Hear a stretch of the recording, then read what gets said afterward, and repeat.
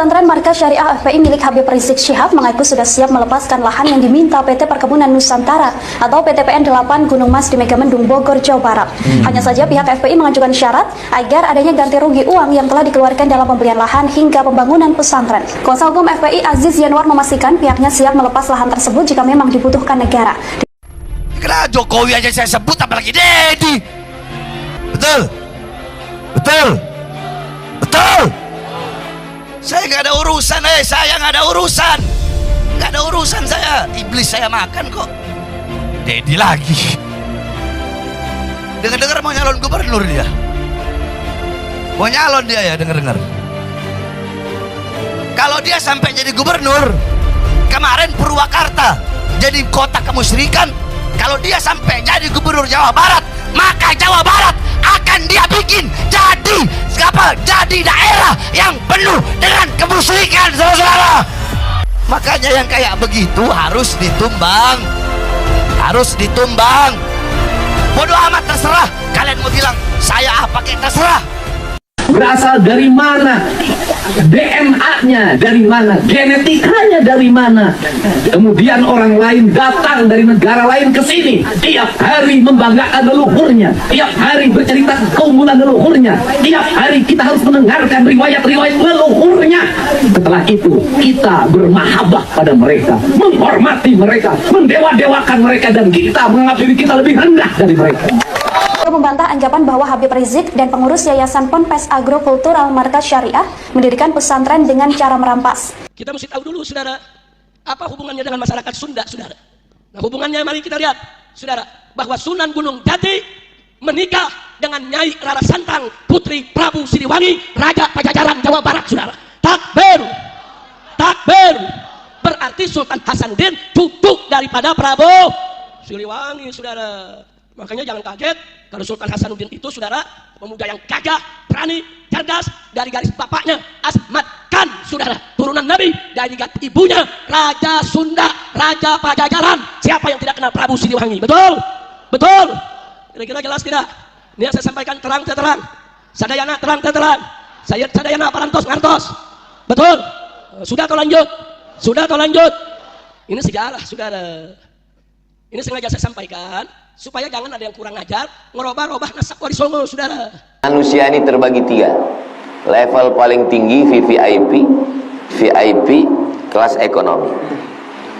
Orang VVIP kalau jumpa, yang dibahasnya adalah ide.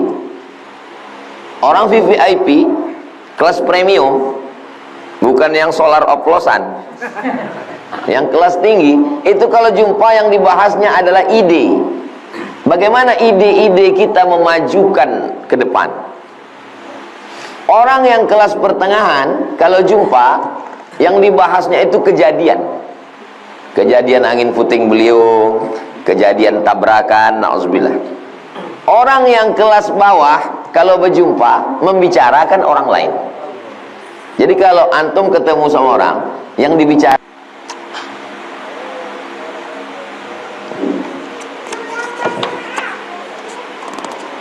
begitulah hebatnya Islam menjaga hati. Karena kalau sudah cakap melukai hati, saya tulis di FB, kalau kalian mengejek saya, kalau bisa jangan di grup-grup. Karena kalau mengejek saya di grup, di screenshot orang dikirimnya ke saya. Kalau bisa ngejek, jangan yang bisa di screenshot, jangan yang bisa direkam, supaya cerita itu tak sampai ke aku, supaya enak kita pas duduk minum teh. Karena kalau udah sampai pun kadang kalau udah sebulan 2 bulan lupa juga saya. Sering kejadian, datang orang jumpa saya, foto, cipiki, udah selesai pulang baru datang orang lain. Itulah yang mengejek Ustadz kemarin. Aduh, tak ingat. Ada saya kirimkan sendiri, Ustadz. Tak ingat aku, saking banyaknya.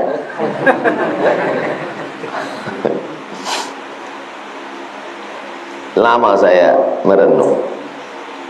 Sebetulnya kesalahan saya itu apa? Dosa saya itu apa? Sehingga di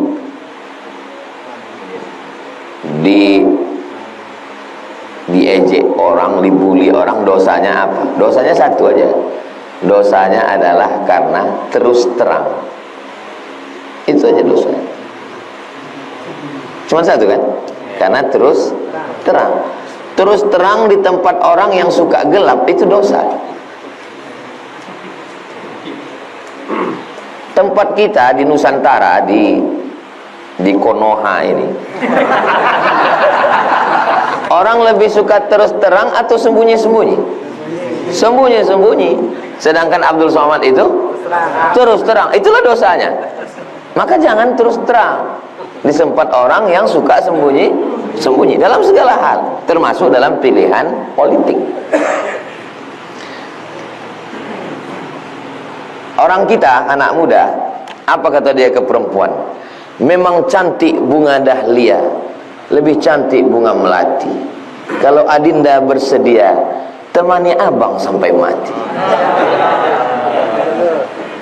Begitu anak muda kita. Kalau orang barat enggak, dia tak ada gitu, langsung aja, do you marry me? Langsung. Maukah kau menikah dengan aku? Di saat orang berpantun, berpatah petiti, tiba-tiba antum pakai kata-kata yang to the point, itu dosa. Paham? Jadi kesalahan Abdul Somad itu satu, dia berterus, termasuk dalam pilihan politik. Ternyata dalam pilihan politik nggak boleh berterus terang. Ustaz Somad kalau mau aman, Ustaz terima aja semua tamu-tamu itu. Siapapun yang datang, terima, kasih minum teh, bacakan doa, Ustaz selamat. Saya tidak menyalahkan orang yang begitu, tapi saya tidak mazhab itu. Saya mazhab terus terang. Kalau bagi kalian perbuatan saya itu salah, ya tidak apa-apa. Selama tidak salah kata Allah, tidak salah kata Nabi Muhammad, dan tidak salah kata para ulama. Dan saya tidak menyalahkan yang pakai kiasan-kiasan, karena yang tidak terus terang itu juga ijtihad. Yang terus terang juga ijtihad. Al-ijtihad la yunqadu bil ijtihad. Ijtihad ini tidak dibatalkan dengan ijtihad ini. Kita perlu belajar kepada Islam yang lebih tua. Islam kan sama Pak Ustaz, ya, tapi ketika datang ke Nusantara ada yang lebih tua. Di mana Islam paling tua di Indonesia? Aceh. Aceh paling tua. Saya ziarah ke makam Wali Songo, yang paling tua Sunan Ampel radhiyallahu anhu, Surabaya. Itu batu nisannya 14 titik-titik, berarti abad 14-15, ya kan? Saya ziarah ke makam Raja Aceh yang pertama masuk Islam, namanya Mirasilu. Setelah masuk Islam namanya berubah menjadi Malikul Saleh. Bahasa Arabnya Al-Malikus Saleh, raja yang baik. Di nisannya tertulis 1297. Berarti jarak antara Malikul Saleh dengan Wali Songo berapa tahun? 200 tahun. 200 tahun. Makanya dalam hal penerapan syariat Islam, kita perlu berkaca ke Aceh. Bank konvensional berubah jadi bank syariah, Aceh duluan. Dinas syariah, Aceh duluan. Penerapan hukum Islam, Aceh dulu.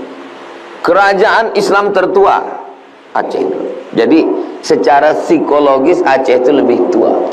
Nah, bagaimana pilkada sekarang di Aceh? Saya bacakan berita ya.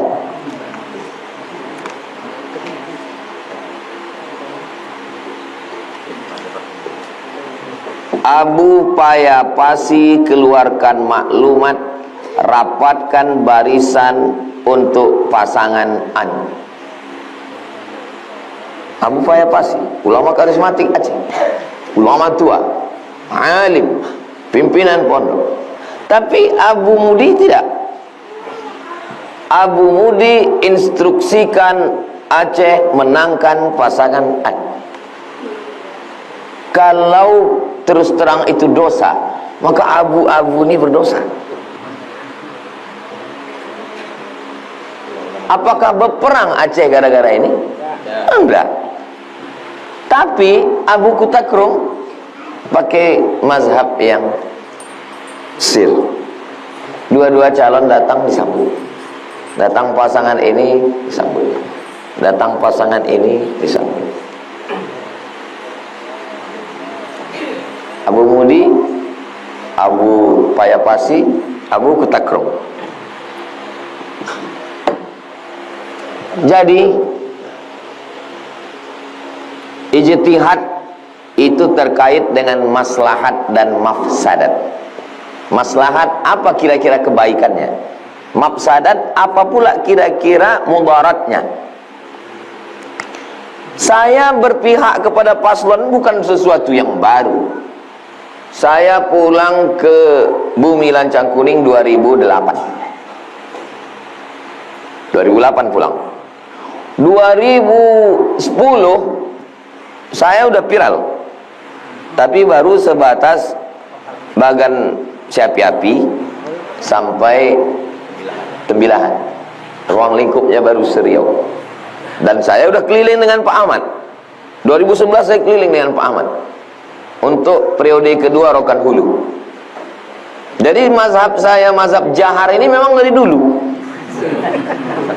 Ya bukan mendadak tiba-tiba 2024 ini. Udah lama saya pakai mazhab Jahar ini.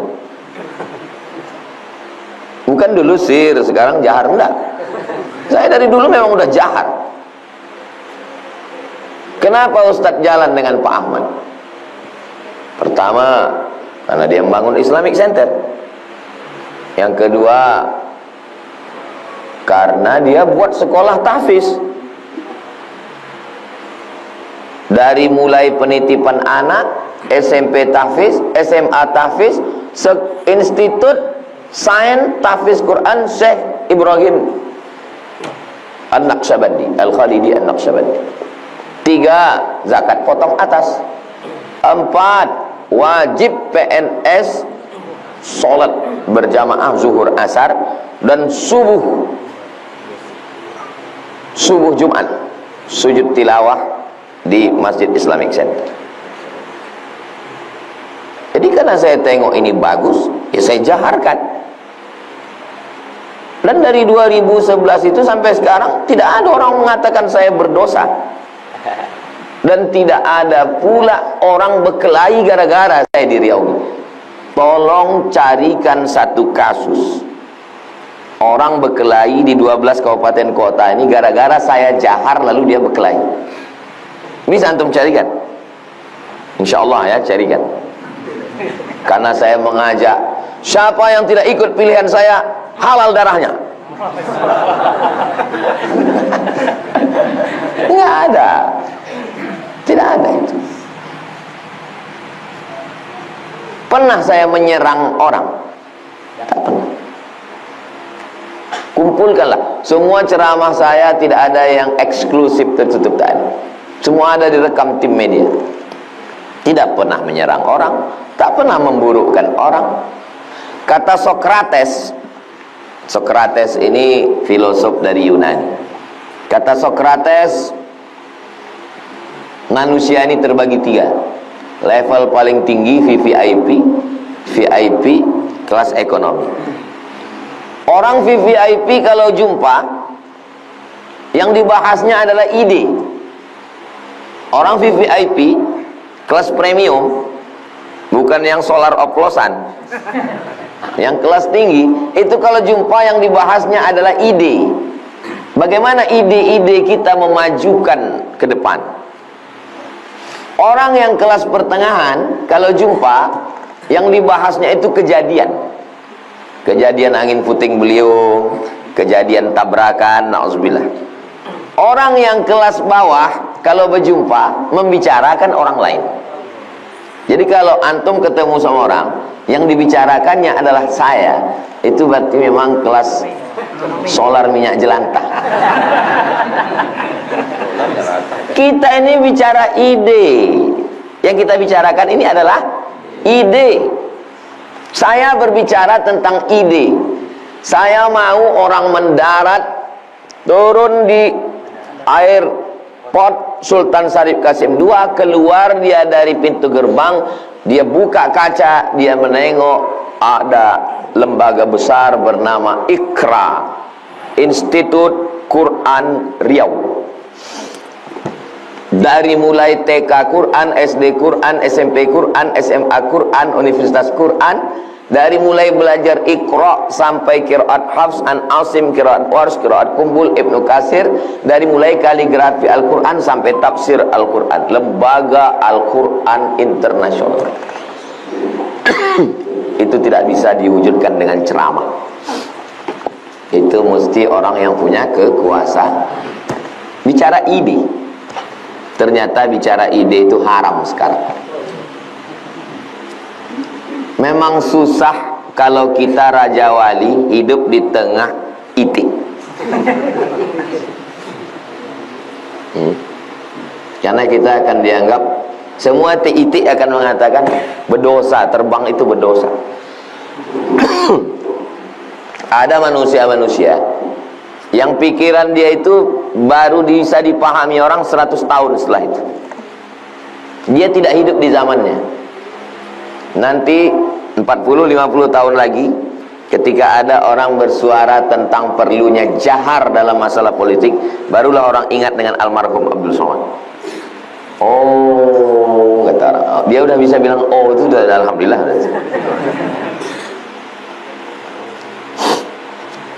Ya begitulah manusia, begitulah hidup. Sedangkan berdusta aja dalam 3 masalah ini benar. Dan saya tidak berdusta, membicarakan sesuatu yang benar. Ternyata ada sesuatu yang menurut kita benar, tapi menurut orang adalah dosa. Ya nggak apa-apa, gitu aja kok repot.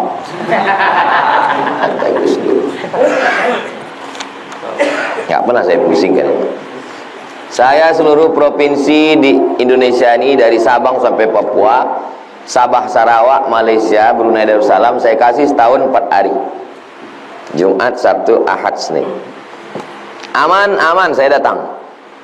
Cuma saya bisa datang? Tak bisa datang karena satu dan lain hal. Berarti itu jatah Sami liburan. Tak pernah saya pusingkan itu. Saya tidak pernah memaksa, saya tidak pernah meminta. Ustaz, kami mau begini, kamu begini, kamu begini. Dimanapun kalian, ku kasih kalian 4 hari. Dari mulai Aceh, Sulawesi, Banjar, Papua, aku kasih 4 hari. Bisa kalian urus, aku datang. Tak bisa kalian urus, berarti itu jadwalku jalan-jalan sama Sami. Berarti doa Sami mau liburan. Tak pernah saya pusingkan itu. Maksud saya, jangan pula jamaah pusing. Biasa aja. Nyantai aja guys. Hadis 250. Wa an Aisyata, dari Sayyidatuna Aisyah radhiyallahu anha, qalat, dia berkata, sami'a Rasulullah sallallahu alaihi wasallam, Nabi mendengar suara khusum, suara orang bertikai, bil bab, di pintu. Ada di depan pintu itu suara orang bertikai, aliyatan, aliyah, tinggi, suaranya melengking, aswatuhuma, suara dua orang itu melengking. Wa idza, tiba-tiba, ahaduhuma yastawdi'ul akhara wa yastarfiquhu fi syai'. Tiba-tiba salah satu dari mereka berdua itu yastawdi'u, arti yastawdi'u itu minta supaya tolonglah hutangku ini kau maafkanlah hutang. Wa yastarfiquhu fi syai', dia minta kau bersikap lembutlah sama aku. Wa huwa yaqul wallahi la af'al. Kemudian yang kawannya ini menjawab, demi Allah aku tak akan melakukan. Tolonglah hutangku sama kau tuh kau maafkan aja lah, duit kau kan banyak, kau baik-baiklah, lembut-lembutlah sama aku. Wallahi la af'al. Orang Arab yang zaman sekarang aja kalau bercakap meletup-letup. Bagaimana yang zaman Nabi ini? Yang 1400 tahun yang lalu. Banyak mahasiswa baru sampai ke Mesir terkejut menengok orang Mesir itu bercakap. Allah ya Allah. Maka waktu kami pertama sampai terkejut, kata senior-senior, tenang, itu baru bisik itu. Yang sekarang itu, yang sekarang. Bagaimana yang 1400 tahun yang lalu, Arab Badui, Arab Jahiliyah. Faqaraja alaihi Rasulullah. Lalu kemudian Nabi SAW keluar menjumpai dua orang yang bersuara melengking tadi. Apa kata Nabi SAW?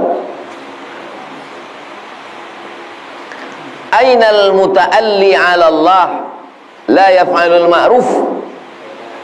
Mana orang yang membawa-bawa nama Allah lalu dia mengatakan aku tidak akan berbuat baik. Mana dia orangnya tadi? Aku tak akan menghapuskan utang kau dan aku tidak akan berbuat baik sama kau demi Allah. Marah bawa-bawa nama Allah. Kalau marah ya marah aja, ya bawa-bawa nama Allah. Apalagi mengatakan tidak akan buat baik. Lalu apa kata dia? Ana ya Rasulullah. Aku ya Rasulullah. Ngaku dia, gentleman dia. Ini antara kalian berdua tadi. Mana yang bawa-bawa nama Allah mengatakan aku tak akan buat baik? Ana ya Rasulullah. Falahu ayyudzalika ahabba. Allah Subhanahu wa ta'ala berhak sesuai dengan kehendaknya. Jadi kita berniat baik, bercakap baik, berfikir baik, berbuat baik, mudah-mudahan Allah menempatkan kita dalam kebaikan. Jangan sampai kita bawa nama Allah, demi Allah aku tak akan berbuat baik. Falahu ayyudzalika ahabba. Allah Subhanahu wa ta'ala melaksanakan yang dia suka. Muttafaqun alaih. Hadis ini ada dalam Sahih Al-Bukhari, ada dalam Sahih Muslim.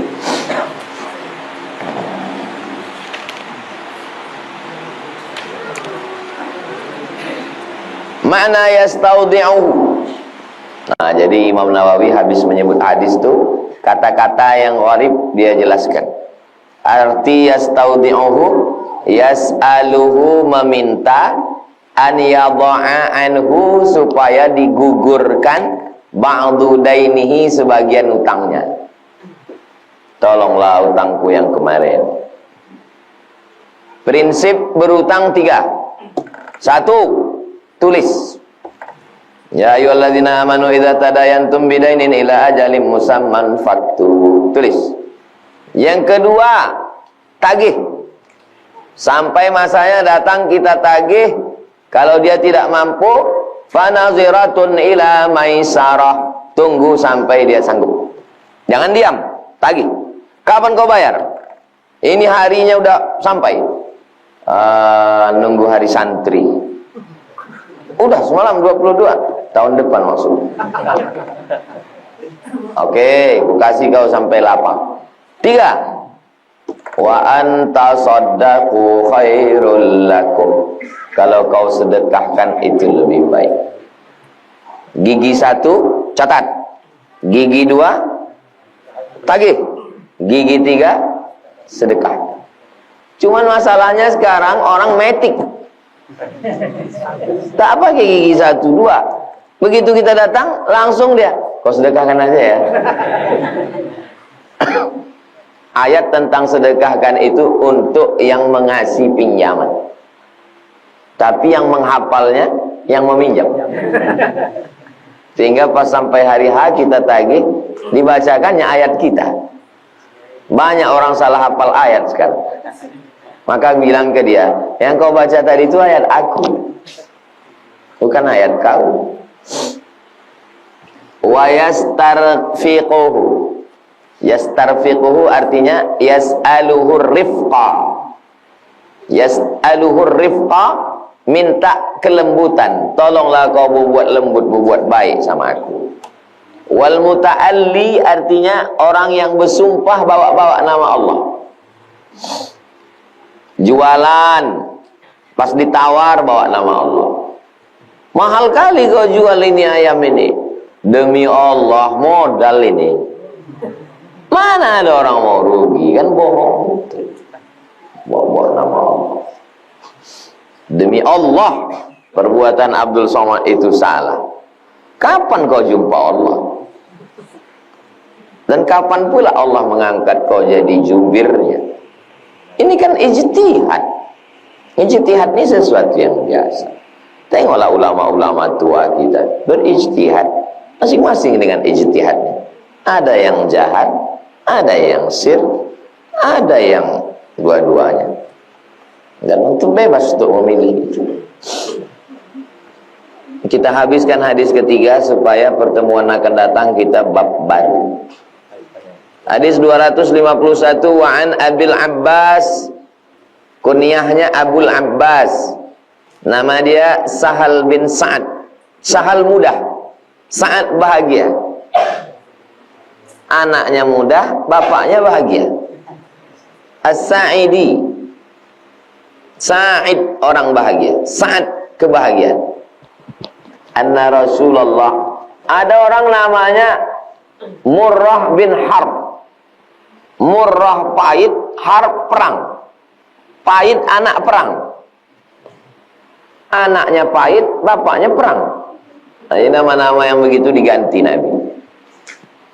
Anna Rasulullah SAW balaghahu, sampai berita ke Nabi, anna Bani Amr bin Auf, bahwa Bani Amr bin Auf kana bainahum syarrun. Di antara mereka itu ada syarrun, khairun baik, syarrun tak baik. Fa kharaja Rasulullah SAW yuslihu bainahum. Maka Nabi keluar yuslih, islah bainahum, mendamaikan di antara mereka, fi unasin ma'ahu. Beberapa orang yang berkonflik ini didamaikan. Fahubisa Rasulullah SAW, Nabi tertahan dalam perjalanan. Wahanatis shalah, masuk waktu salat. Faja'a Bilal, datang Bilal ila Abi Bakar, kepada Abu Bakar. Faqala ya Aba Bakrin, wahai Sayyidina Abu Bakar, inna Rasulullah SAW qad hubis, Nabi tertahan. Wahanatis salah, waktu salat sudah masuk. Fahallaka anta umman nas, apakah engkau bisa jadi imam? Jadi kalau Nabi tak ada, yang diminta jadi imam Abu Bakar Siddiq. Jauh sebelum diangkat jadi khalifah.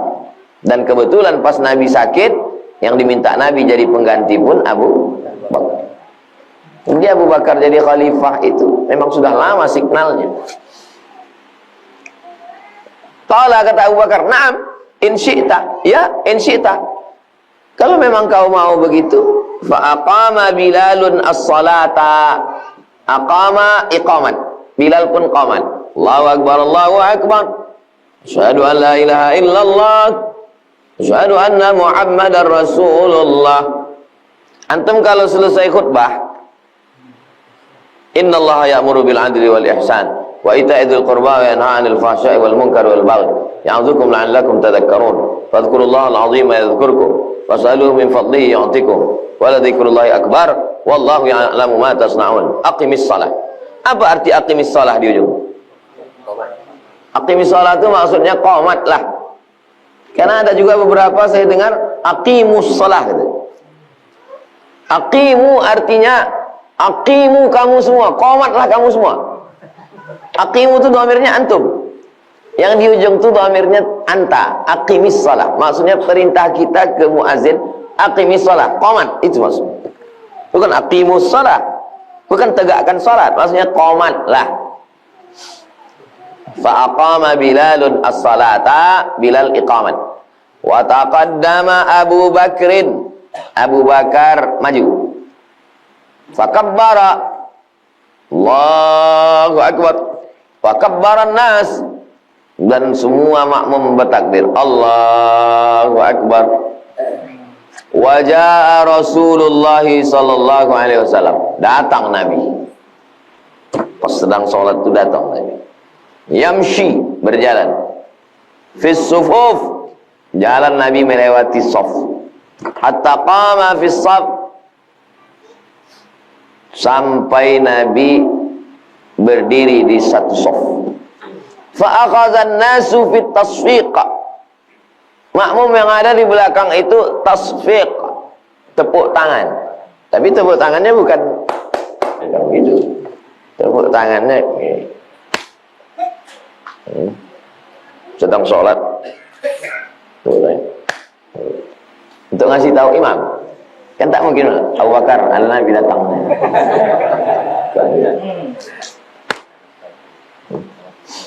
Wa kana Abu Bakrin radhiyallahu anhu la yaltafitu fi salati. Abu Bakar tidak menoleh. Mendengar tepuk tangan itu tak menoleh, dia begini enggak. Falamma aktsaran nasu, makin banyak yang bertepuk. Satu bertepuk dia tak menoleh, aktsaran nasu at-tasfiqa. Beberapa orang bertepuk. Kata yang lain. Faltafata, Abu Bakar menoleh ke belakang. Faida, ternyata Rasulullah, rupanya ada Rasulullah di belakang. Fa asyara ilaihi Rasulullah sallallahu alaihi wasallam. Nabi sallallahu alaihi wasallam memberikan isyarat, signal untuk meneruskan. Farafa'a Abu Bakrin yadahu fahamidallah. Lalu kemudian Abu Bakar mengucapkan alhamdulillah. Wa raja'a, dia mundur, al-qahqari, mundur perlahan-lahan. Wara'ahu hatta qama fi shaf, mundur Abu Bakar ke shaf. Mundur Abu Bakar ke shaf.